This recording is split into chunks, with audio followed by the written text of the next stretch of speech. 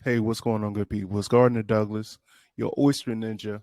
I'm here today with the legend in the game, Mr. Mark Drabich. You may know this young man as the Funky Fishmonger. I saw this guy on social media just doing his thing as fishmongers do, and I was like, I got to get him on the podcast. So here we are. Mark, how you doing, man? I'm doing great, Gardner. Thank you very much, and thank you for keeping the torch alive with your shucking skills. Appreciate you, man. It's my pleasure, first of all, and I'm just glad to be in the circle of great people like you and other ones who have led the way. For folks who don't know, well, let's just start from the beginning. Like, Sure. just tell me a little bit about yourself, man. Yeah. So I started working in fish markets all through high school and college, and fast forward, we've had our store Metropolitan Seafood for the last 35 years. And just a typical, beautiful American dream. We started in 450 square feet. Now we have, I don't know, 6,000 square feet. But as modern as the industry has become as far as where you can get fish from, we still do it as ancient as it was intended to be. Everything still comes in. We break all the fish down. As far as like oysters, for example, we have on average 18 different oysters every single day from our clients to choose from. So, and we just, we get them from all over the country, and, it's fun. That's amazing. Let's hit that real quick. Like, what's a fan favorite of your customers for oyster variety? When it comes to oysters, people have a very definite opinion. East Coast, West Coast, can't we all get along? But like, people really love the Northeast, with that really deep brine. What a lot of folks don't realize in the last, say, 25 years, like Jersey oysters have come up exponentially, and they can compete with any, Massachusetts oyster. I mean, you have guys who, we're growing more oysters now than we have in the last, 40 years. So, like I said, for me personally, I love them all. I'm not a huge fan of some of the southern oysters for raw purposes, but they're fabulous for cooking. They don't have that brine, that real big punch that the East Coast does. But also, too, you take the West Coast, as you got that big brine in the front, and then you're picking up that mineral flavors and stuff like that, and which is fabulous for grilling. I mean, because it stays nice and full in the shell, and it's just, like again, a bad oyster is an oyster that is, that is not shucked properly, or, I mean, like I said, it's just, there's no bad. It's all good. Thank you for saying that, because that's the exact thing I was thinking. I was like, yeah, bad oyster is when it's not shucked properly. Right. Even though I was schooled in my last episode, well, it's actually about to drop this week. But I had a guy reach out to me on social media, and he was like, man, why are you giving everybody a hard time about, not shucking oysters as pretty as you do, and, you're bashing people and all that kind of stuff. So, Right. Initially, I kind of took it to heart, because with social media and just me as a person in general, Right. I'm not one to bash people or talk Right. negative, but I Right. see where he's coming from. But Alex Lambert with Lambert Shellfish, he was saying same thing. He's not, on the level that I'm on. It's more of, so let's educate people about how to properly shuck an oyster. Listen, I'm for that, but I'm also not going to tell you you're pretty when you're not. I mean, if I, sometimes, I mean, listen, if you're gonna give me a pre-chewed oyster because I mean, listen, all hats off for the effort. I'm delighted that you're giving it a go, but you don't pick up a golf club, swing the first time, and then tell me you're gonna play on the pros. And you don't have to be a pro. Just get to know as you go through the process. you work it and you just get a little bit better at scraping the top shell so it doesn't. And by the way, there's even a little cheat guide, as you know, that if you open it the first time, you kind of, if you hit the top, and you can flip it over and hide your mistake. But, listen, I have young bucks, they're working here a couple of times. How was that? I go, it looks like you chewed it and spit it back in the shell. I love you, but let's work on that presentation. And that goes for anything. I'm not gonna congratulate someone for learning how to tie their shoes at 25. And I'm also not going to tell someone that's a fabulous pancake, you know what I mean? Like when it's burnt as shit, you know what I mean? So, you know what I'm saying? It's fine. I want to teach people how to show. Listen, there's a video of me on YouTube. I was probably about 50 pounds heavier. I would look as fat as a swollen tick.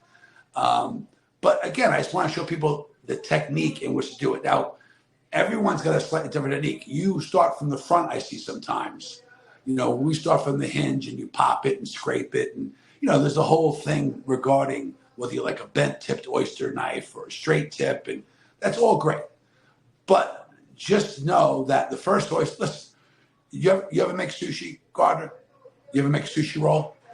No, I never made one. Okay. I eat it, all right. but So I never made it. Right. But once you know how to make the rice, you're working on your presentation from that day forward. You know what I mean? And so the better the oyster, for me, the less I want on the oyster. Maybe just a touch of lemon or a little black pepper or just a hint of hot sauce. And like I said, if you're drinking hard and down, you were in New Orleans, load up that cocktail sauce, and get some crackers to back it up, But each oyster is different, you know what I mean? And there is, and like I said, I'm sure you know this already. There's only 5 species of oysters on the continent. And this entire continent is only 5 species. So the same difference in wine, they call it terroir. That's what makes the oyster taste and look different. Was it a rolled oyster? Was it a wild oyster? Or was it farmed? Some of these guys are even getting nuanced and even taking the oysters and literally hanging them in a net for the last week or so just to get brinier and even a little bit cleaner. So there's a lot of really fantastic things happening within the oyster industry. You know what I mean? And like I said, we need more folks to celebrate it because it's, like I said, it's an ancient technique and not for the kitschy reason of just having, an oyster at a party. But when you could listen, I couldn't play the guitar growing up. So, when that cool guy would come to the campfire with his guitar, I was the guy who could shuck oysters at the fireside. It didn't get me a lot of action, but it fed a lot of girls. You know what I mean? But, You got to start somewhere. Amen. So we've been talking about shucking. Is it the same thing for fish? Like, as people fillet fish or butterfly fish or whatever, like, is it the same? Do Listen, people care? Like it's a lot of meat left on the bone? Like, oh, hell yes. Oh, I care because I pay for it. So yeah, I want that. Yeah, I want that to look like a starving supermodel. I want no meat on the bone. But people, and I do applaud people, wanting to fillet their own fish. And there's definitely, and there's a lot of guys now on social media. What's the one I watch? Reed the Fishmonger. He's always filleting fish, and he does a fabulous job. And the technique that he's doing is a very professional technique, where you're putting the knife in the one end and pushing it through so you're not scraping the knife on the skin and dulling your knife. But people, like I said, in my industry, in the retail store, I want people just to come to us with whatever cuts they want, and we'll make it happen. Whether they want a book fillet or a butterfly, and the book fillet is actually book fillet is when you start from the belly and open it this way, as where a butterfly you start from the top. Now it only works if you have not gutted the fish yet, because the belly is connected and it actually looks like a butterfly, when you're doing it. But all that stuff. But let's not forget too, eating fish off the bone is one of life's greatest carnal pleasures. I mean, you take any fish and you eat it off the bone. I mean, count me in. I ask you kindly to look away while I'm eating, because you might have some nightmares later. But I love to get into that whole thing. I mean, just rip it apart. If a cat walks by, you'd be pissed off that I left them nothing. You know what I mean? But but people always say this to me, oh my God, I'm so afraid to choke on the bones. I said, well, take your fork away, use these, put the fork in the drawer, and just have at it, But it tastes completely different. You know that. I mean, I don't care what you're talking about. Pork, chicken, beef, fish. That bone adds a depth of flavor that you can't get with a fillet. And again, not everyone agrees with me, and I eat how I want to eat. I mean, I prefer a flounder cut up in steaks and fried that way. Totally different experience. Plus, a big guy like me, I need to be slowed down a little bit. So if there's some bones in it, I don't eat too much in a short period of time. Right. And we're jumping over a bunch, but I do want to talk about like just your social media presence, man. You're killing it, man. Like I don't even really want to call you a fishmonger. I really want to call you Chef Mark. No, some of the don't you ever. If I see you, I'll knock a tooth out of your mouth. I'm a fishmonger. Listen, I am untrained. Listen, I'm a chubby kid that learned how to make really great eggs when I was about 8 years old. But listen, I have the deepest respect for chefs, okay? I have an immense respect for chefs. These are people that create, in my mind, they don't only create, they create a concept, but they put together in such a way. My recipes, so in the last 35 years, I've written approximately 2,000 recipes, okay? Inspired, and for example, if you go to our website, metroseafood.com, we send out, our email list now is over 10,000 people that receive our email twice a week. And I include those recipes. Now, people ask me too, why am I not including the recipe in the social post? Is because as we speak, we're putting together a cookbook. You know what I mean? So, and by the way, if you email me, and it's all my email is all over social, I will send you the recipe. But we are consciously trying to put together a cookbook. But when you talk about the recipes, they are, they're inspirations that I've done over the years, but they're not technically. We just took a good ass kicking from our Thai clams, and it was Thai clams anyway. And everyone was like jumping on the thing that it wasn't Thai. Matter of fact, one of the funniest things where one guy said no Thai ingredients were harmed in the making of this recipe. Now, first of all, that's as funny as fucking shit. That's funny stuff. But it was one of our most successful posts. And I've had probably over 250 people that have emailed me for that recipe and sent me pictures back, of their creations. And okay, so why did I call it Thai? Well, when I wrote that recipe, it was probably 1992. And I'm not trying to appropriate, but it's inspired. So, for example, I'm half Lebanese. If you decide to make hummus with lime juice instead of lemon juice, because that's what you have at the house at the time, then by all means, make it. Celebrate your thing. I don't want people to necessarily learn a recipe as much as I want them to have confidence in a technique. Listen, and I know that the majority of seafood is still eaten in a restaurant, okay? And that's a fact, okay? People are terrified, of how to cook it and prepare it, when it's actually 10 times easier than making a perfect roast beef.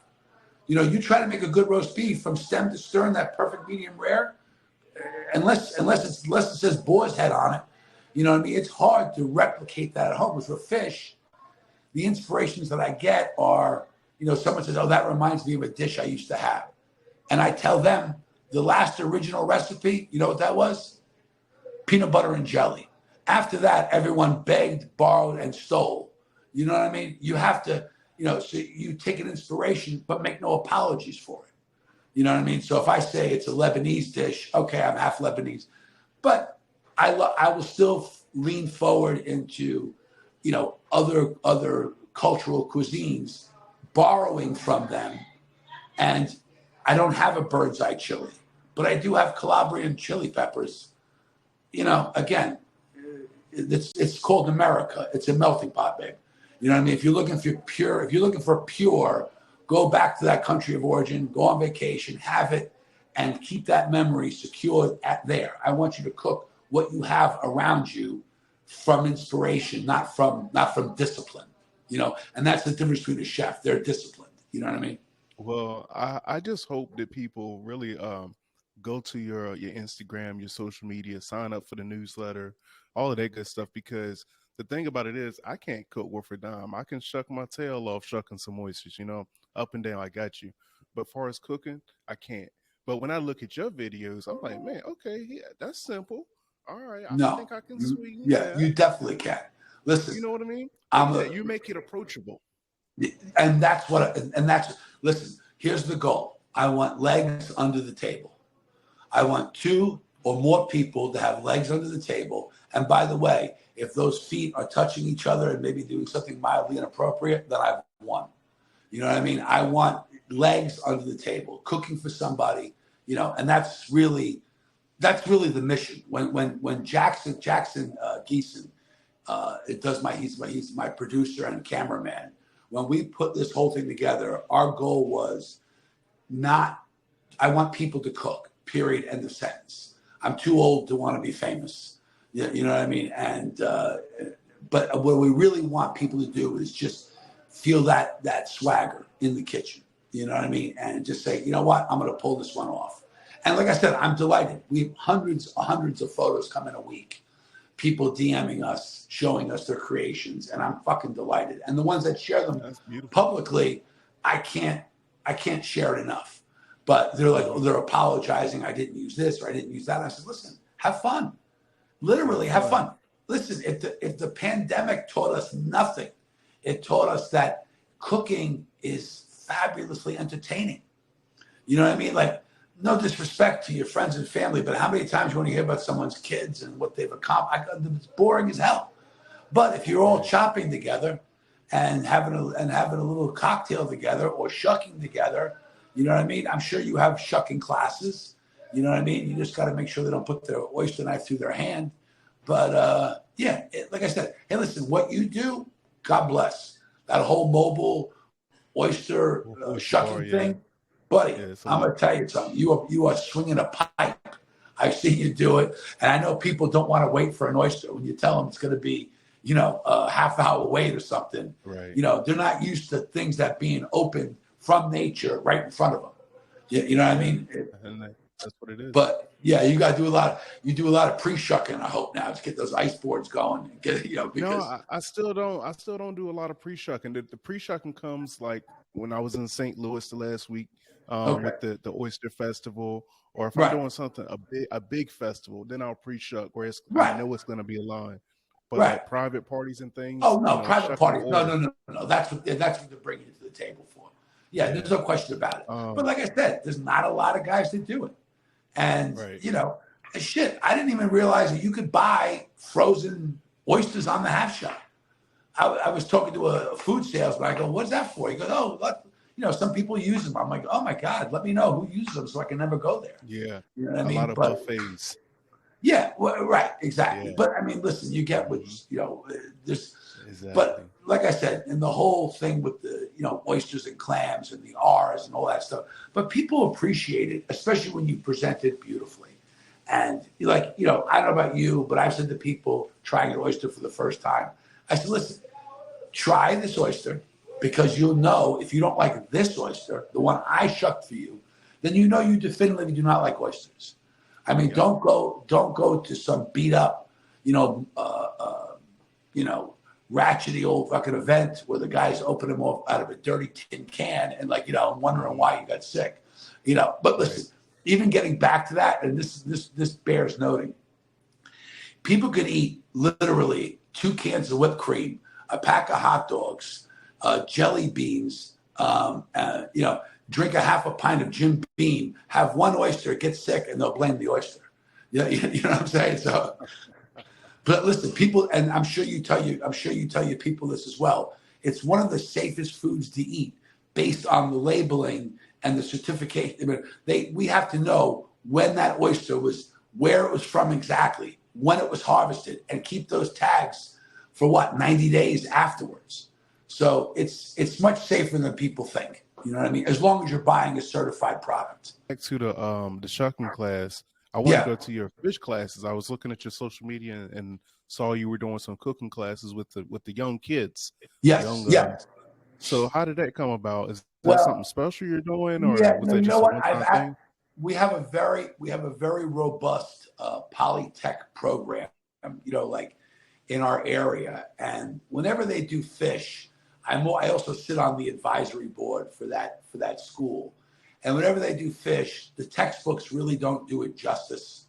So I made some suggestions, and I got myself in trouble because they said, "Well, it sounds like you want to do a couple of these classes, and I need a second job. Like I need more hair on my back." But anyway, but so these kids, and I have to tell you, they were fabulous, and they really took to it and treat the protein the same way you would treat any other protein. Obviously with dignity, obviously with certain preparation, but it's not a mystery. Just because all your life you go down the supermarket aisle and you see all the meat and the chicken and the pork, but you don't see a lot of fish, it's the same preparation. So we shot like 4 series with them. And we did 2 courses for each one. Like, we did a fritter and we did a salmon crudo and just had some fun with them. Again, not learning a recipe, learning a technique. Because as you well know, you can do different techniques with different products that they cross over, especially with fish. If you happen to like salmon, but you're not a halibut fan, if you have a halibut recipe, chances are it's going to translate. You know what I mean? So let them get comfortable with that. And the kids, like I said, the kids were incredibly receptive. And also I yelled at them off camera. So I said, "I'm not getting paid for this shit, so you better smile." You got to do what you got to do. No, but they were, all kidding aside. I mean, these young ones coming up are really, listen, if you want me to be totally honest, in 35 years, my proudest accomplishment, I brought back the profession of a fishmonger. I mean, I have family, men and women who work in my store that support families. And it's not just, being a cook used to be you're falling out of the tree of life and it's the last branch before you hit the ground. People are taking it as a calling, as a vocation. And you don't have to do it for 35, 40 years. You could do it for a while and, go off to something else. So, Yeah, but it's come back if you want to. yeah, right. But people have been really receptive to that whole idea. So that's been really nice. So speaking of a fishmonger, Yeah. I asked this to all my oyster shuckers. Yes. I asked them, what do you call a real oyster shucker? So I'm going to ask you, what do you call a fishmonger? What's your definition of a fishmonger? Okay. So a fishmonger, number one, is someone that doesn't necessarily like to fish. Okay. Because when I go fishing, the one thing I always catch is a buzz. That's number one. All right. Number two, you know how to break the proteins down. Okay. We are, by definition of the Old English, we are the wives of the fishermen. That's the original fishmonger. Okay. So that's another criteria. You got to look pretty. Okay. And that's, you really can't be an ugly fishmonger. You could try, you're just not going to get a lot going on. But in all seriousness, just to know how to treat the product the moment it leaves the water. And even though we're not in control of that, for me as a fishmonger to know, first of all, don't push seasonality. Don't care if a client of mine orders red snapper and the red snapper aren't great in the Fulton fish market that day, then we're gonna get them sea bass. We can't, listen. When you go to the store and you want a steak, okay, you might have an idea of a steak that you want. When you go to the fish market, you really shouldn't think of a particular fish. You could think of, I want seafood. Let me see what catches my eye. You know what I mean? And more importantly to that, a fishmonger is the personal guide of you, the client, and taking you through your likes and dislikes and steering you in the right direction. and so you have the best experience. You personally, from the time you left the store to you come home and cook it, by the time you get showered with admiration and gratitude after you cooked it, the whole experience comes out perfect for you. So that's what a fishmonger does. You know what I mean? But I don't know if that was a simple answer or just me not stopping to talk. No, that was an answer. I mean, that's your opinion, and that's all that matters. Well, that But was an I opinion, want except for to the end pretty here. part. Yeah. Right, of course. I want to end it here, and then when we come back, we're going to talk about different types of fish, underrated fish. Okay. We're also going to talk about why you started the business, why and how. Um, pressures over the years, and whatever else comes up. All right. Okay, Look forward to it. Thank you, sir. for sure.